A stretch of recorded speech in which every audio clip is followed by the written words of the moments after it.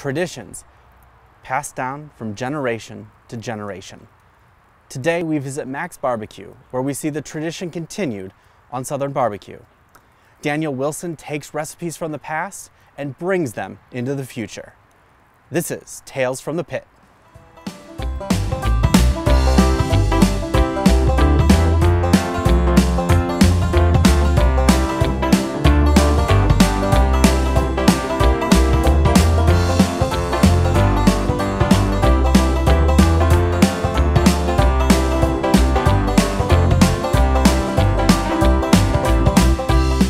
Tell us about this place. What's the history of this place?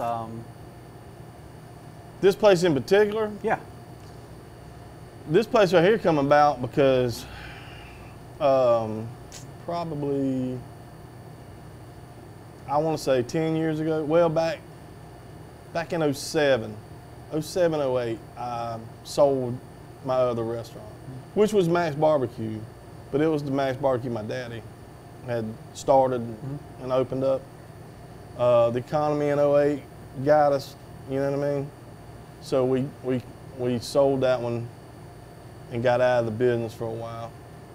And then, so I went and done various things. I mean, I cooked, I went to Sea Island and cooked, and a couple other restaurants. Then I got into I went back into construction business and just done that for a while. And then,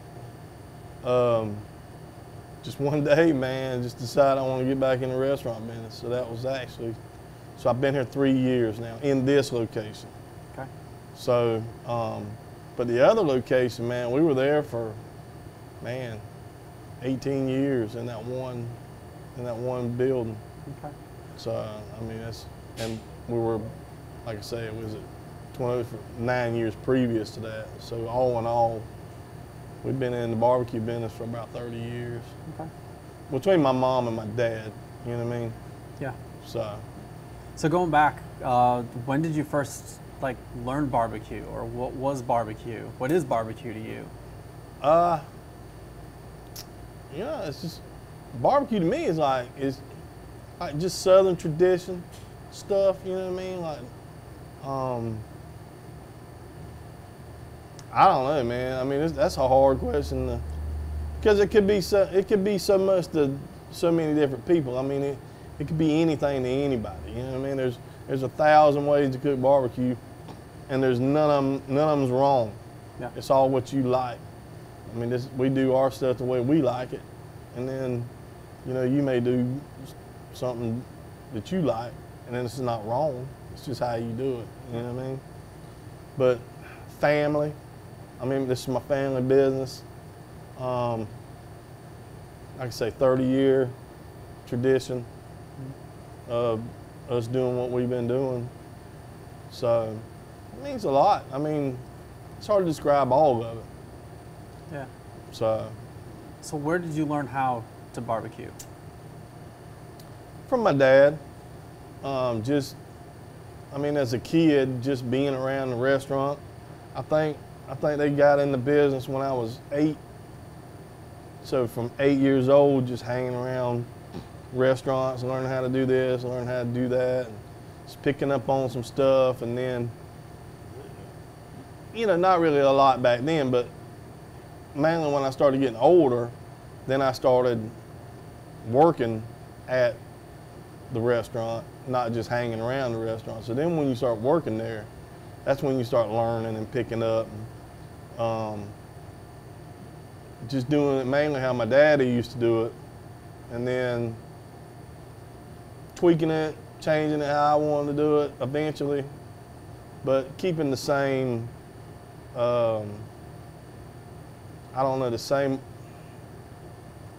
basic way he was doing it, but just maybe expanding on it a little bit just to keep up with the times, I guess, man. Okay. Yeah. When it comes down to who is your customer? What is the community that you serve? Usually the working man, the people that want to come in and get a good lunch for a good value. You know what I mean? The people that's been in Glenn County and has known our family for ever. Some of the kids that came with the family that used to be, you see what I mean? Like the kids that's kind of almost grown up in the restaurant because their parents brought them along the years, you know what I mean? Now they know, and then they'll bring their kids. So, I don't know. I mean, I guess that's my customer, man. Okay. So going to more of the technical parts of it, of barbecue, like what is it that you use, or you know, like are you using wood to smoke, or what? Yeah, we use oak wood, a mixture between oak and pecan, but mainly oak. Okay. But I do like an oak and pecan mix. I think it makes a little bit difference in the flavor, because I don't season. I season my ribs, but I don't season the Boston butts. Okay. I mean, whatever season they get, it's all smoked. Okay.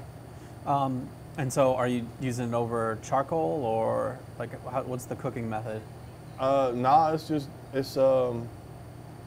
well, the smoker I'm using right now currently, it's all wood. That's all we've ever done. Okay. It's just all wood. All right. So what about your sauce? Like what sauces do we see here? Or do you have an original sauce, a house sauce, or do you have multiple sauces? Well, we got two sauces. We got the original, which is a tomato-based type barbecue sauce, more like it's not sweet, but it's not hot. It's just right in the middle, so everybody can enjoy it. You see what I mean? Yeah. And then I also do I got a mustard sauce that we do. That seems to be taking off. I mean, people kind of like the mustard sauce. Is that a recent phenomenon? That is. We've only always done the one. I mean, I don't know. Up until last year, I started doing the mustard sauce. So yeah. You're talking about 30 years of just one barbecue sauce. Okay. And we go through a bunch of barbecue sauce. Yeah. It's just good. Yeah. I mean, it's just I look good. forward to it. Yeah. Right. So, but the mustard sauce is pretty good. It's a little bit sweet mustardy. Okay. Had a bunch of requests for it, I guess. So then I just I mean, you know, it's just one of them things.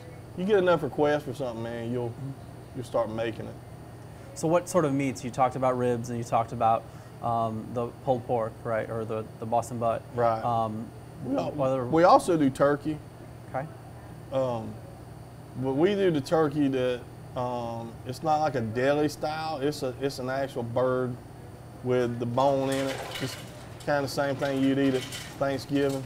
Okay. Except it's smoked, and people seem to like the turkey. It's a little bit healthier option if you don't want pork or ribs or the beef. You know what I mean? So yeah. We go through a lot of turkey. Yeah. Now, some of the things, and you talked about the kind of the healthier movement is one, but some of the newer trends that I was going to ask you about is, have you seen like road work or construction? You know, like I think of cars, right? Of when they built the interstates, how that diverted a lot of traffic away, and fast foods kind of took over right. from mom and pop sort of shops. How have you seen that change over time? Corporate's taking over, man. There ain't no doubt. I mean, a lot of people like the corporates because they're fast, they're convenient, they're really, really consistent. Because I mean, it's a structure. You know what I mean? Mm-hmm. That's just how corporates work. You're going to get the same burger here as you get down the road at another burger place. The cool thing about mom and pops is it's not corporate. I mean, that's the best thing about a mom and pop. It doesn't have the corporate structure. It's like when you walk in, people know your name most of the time if you're a regular customer. Everything's made fresh. It's not boxed up stuff. It's just it's like cooking at home, man. I mean, it's like eating something at the house that you made yourself, kind of. Yeah. But the corporates, man, they're taking over the interstates, there ain't no doubt. Yeah. Because it's fast and easy. I mean, if you're on the road, but man, if people would take the time and hunt down some of these mom and pops, man, I mean, man, maybe they don't have time though. I mean, maybe they're traveling, I don't know. Yeah. But if they would take the time to come hunt some of us down, man, I'm telling you, they'd remember us more than, you would remember eating here more than you would remember eating at McDonald's or somewhere, you know what I mean, in town. So, but they can do a lot more stuff than we can do, and it makes it rough on us. Yeah. Because we're trying to compete with those same $1 million restaurants, and we don't have the buying power. We don't have, you know what I mean? We don't have the exposure as far as, you know, advertisement and stuff like that. So it's tough, man. Yeah. So you got to depend on your locals, because I mean, more than likely, I'm not getting somebody from, you know, passing through out of state that's going to come by here versus, hey, let's just grab something out here on the interstate and get back on the road. Yeah. So where do you get your stuff from, right? Because you talk about, you know. My groceries, you mean? Yeah.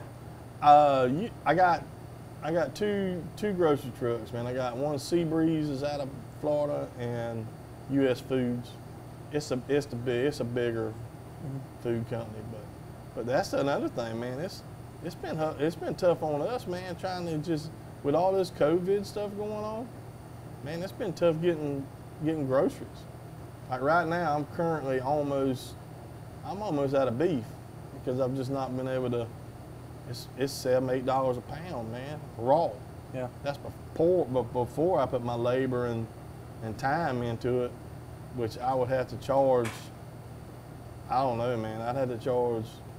Ain't no telling what I'd have to charge, man, just to be able to make a profit off of it by reselling it. Right. So I'm thinking about temporarily taking it off the menu. You know what I mean? And all the meat is getting like that. Yeah. I mean, it's just a tough time for restaurants right now. Okay. Can you talk more about the cost of meat and how that's affected you guys? Well, the thing is, look, you cost out your menu whenever you're trying to determine how much money you want to make off each item. So that costing is determined by what the cost you're getting your food at. So let's say if I had a Boston butt that was $1 and let's just say $1.05 a pound, then if I costed my menu at $1.05 a pound, then whenever the meat goes up to, it was $2.05 right now. So that's $1 more a pound. Then that brings my margin down on that sandwich. So I need to go up on my menu, on my prices, but man, I'm reluctant to do that because man, I don't want to charge people a whole lot of money.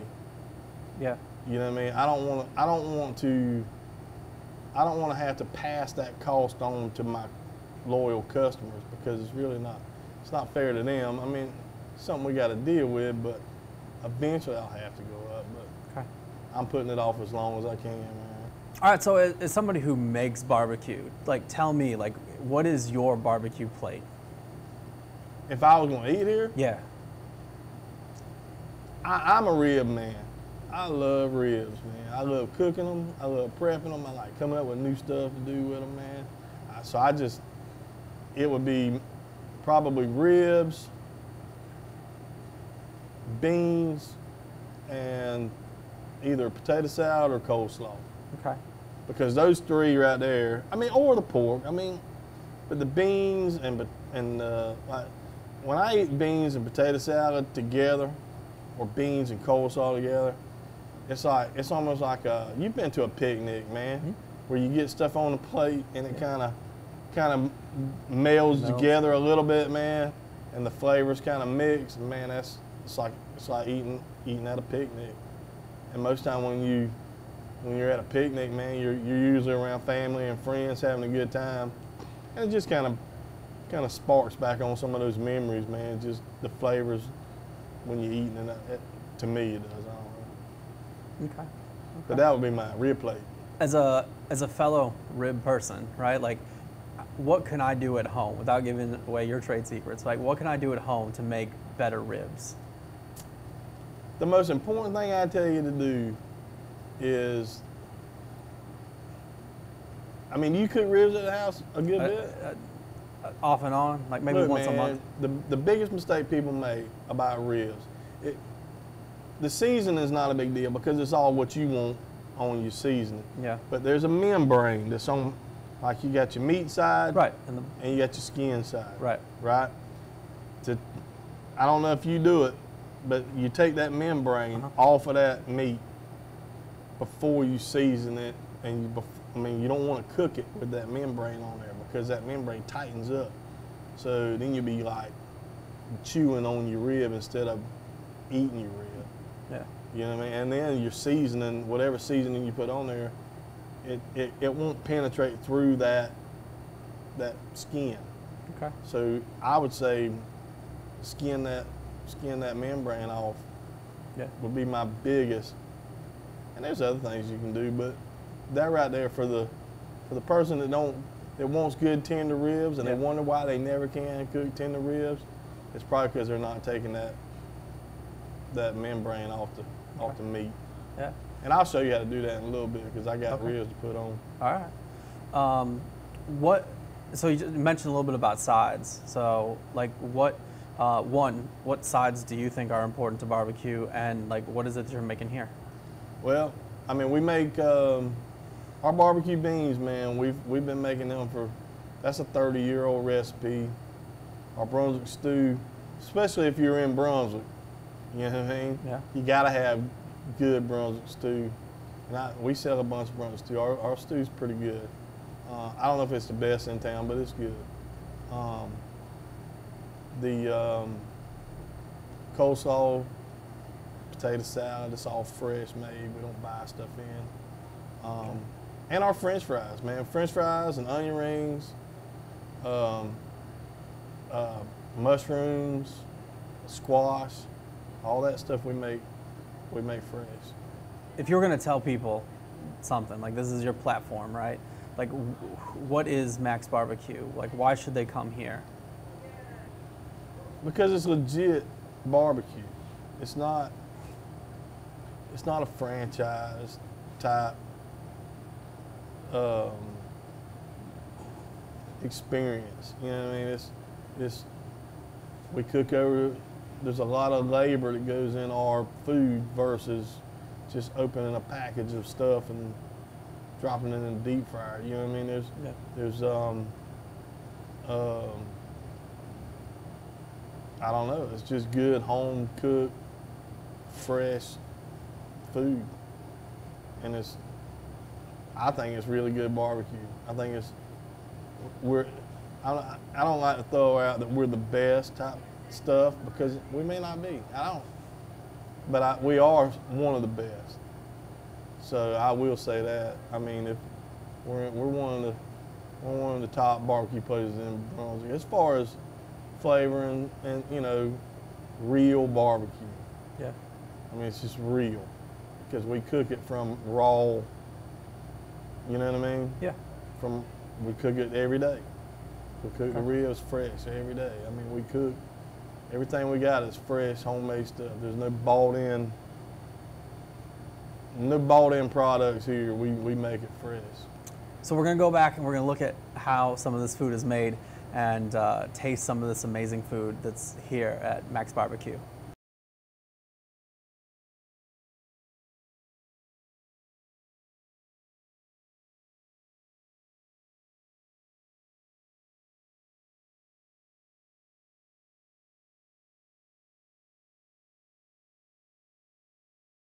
A lot more graceful than mine is.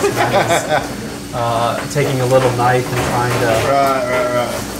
Well, catfish skinners, man. Okay. Can't go wrong. Okay. I mean, keep your pair of catfish skinners in you. But look, man. I mean, I'm sure you don't cook as many as I cook, so you can take the time to use the knife and everything. And that's how they teach you. That's how they teach you in culinary school. Yeah. Could have used a knife. This right here is just kind of, sometimes they aggravate. And these are bigger ribs too. I usually use a St. Louis. Okay. But once again, see, it's been hard to get. It's been hard to get turkeys, man. But your St. Louis, man, they're more uniform. You know what I mean? Yeah. You don't have all this extra. When you put them on the plate, man, they're really nice looking.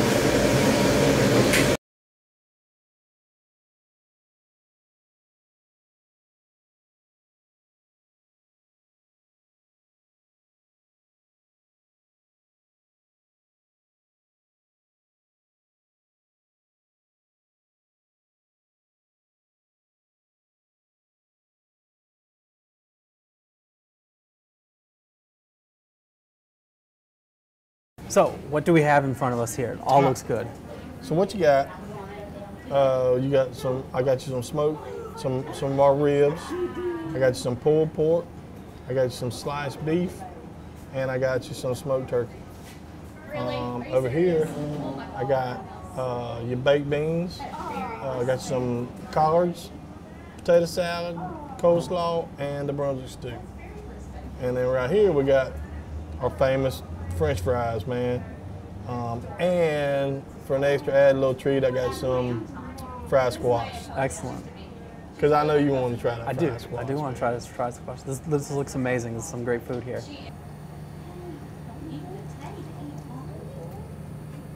Oh, that's really tender. See, and that's because that membrane is not on there, dude. Yeah. It's just, it's not a tough, chewy. You see what I mean? You see the difference? It's not all tough and chewy. Yeah, it falls right off the bone. Right. Yeah. So what, the membrane's just fat? I mean, what?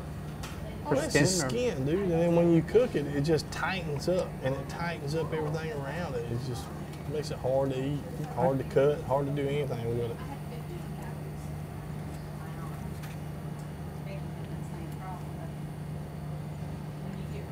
When you cook your Boston butt, like do you cook it to a temperature or a time? I usually keep it around 250, 275 for 8 to 9 hours.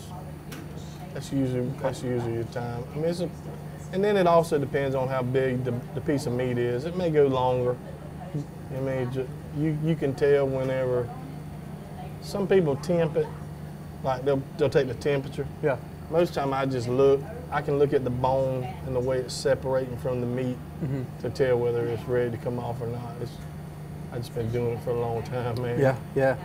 Now the turkey there, we've been once people find out about the turkey, man, we sell a lot of turkey, man.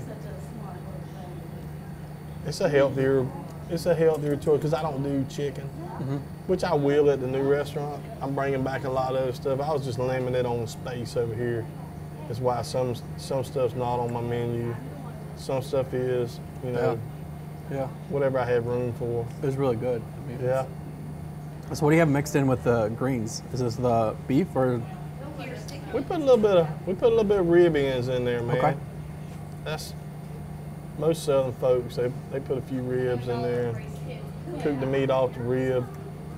But you can put anything in there, man. You can put Boston butt. You can put bacon. I mean, a lot of people use bacon. I mean, it's going how you like your ribs, man. Since we have ribs, we take the ends of them. There's a little short end that a lot of people don't like. I mean, I guess they don't like it, but anyway, it's got a lot of meat on it. Yeah. So we just take those rib ends and we put them in the greens when we're cooking them. Those are really good. Gotta have good greens, man, if you're in the South. Man, that's what I'm learning. You get run out of town with bad greens, man. I'm just telling you. What's the meat in the beans? Now that is pork. Okay. They're baked beans. We call them barbecue beans because we put barbecue in the beans. And some other stuff. We put some of All right, so we put some of our original barbecue sauce and pork in with the beans. So first off, I mean, with our barbecue sauce, it makes them our beans, not just a generic type. Yeah. You know what I mean? So with the barbecue sauce and then our fresh, when we chop up the meat, we put the meat in there too. So some other things. This will go amazing with the rib. I mean, they complement each other very well. The slaw is a nice like up flavor at the end. Right. To finish. A little fresh, cool slaw after like a hot bite of beans, man. Yeah. I'm telling you, man. See, the cool thing is, all of that's fresh, homemade stuff. You know what I mean? There's no. I mean, my mom, she makes all of that. So, I mean, it's just one of them, you know, when you come in here, you're getting fresh, homemade stuff every day. Yeah, yeah. The Brunswick stew, that was originally my Granny Burness's recipe, my Granny Wright. My brother Dale, he kind of took over, and he claims it, you know what I mean? But it was my granny's, man. Brunswick stew's really good. I love the taste of it, the texture of it, and it's got a little bit of heat to it. Right, just a little bit. All right, so these are your world famous fries, huh? Yeah, that's our battered French fries. If you get to eating those like with your beans and your coleslaw and get some ketchup, some barbecue sauce on, man, it's they're really good, man. They're kind of the great mixture of the potato, but also the crispiness of the fry. Like, it's really good. Well, and it's a fresh potato. It's not frozen. Never frozen. I mean, you got it. You got it on. We cut them fresh every day, dude. Yeah. So everything here, except for the collard greens, everything that I got you today was all our original recipe stuff. This is what we started on. This is the core. Okay. The core menu. Okay. We got other stuff. We got hamburger steaks, and we got a bunch of stuff. But this right here is the actual. This is what people come here for. This is the core. Okay. So this is what built the business, so to speak. Yeah. So I want you to taste all of that. Yeah. No, I appreciate it. Now it's time to try the squash. Right. So.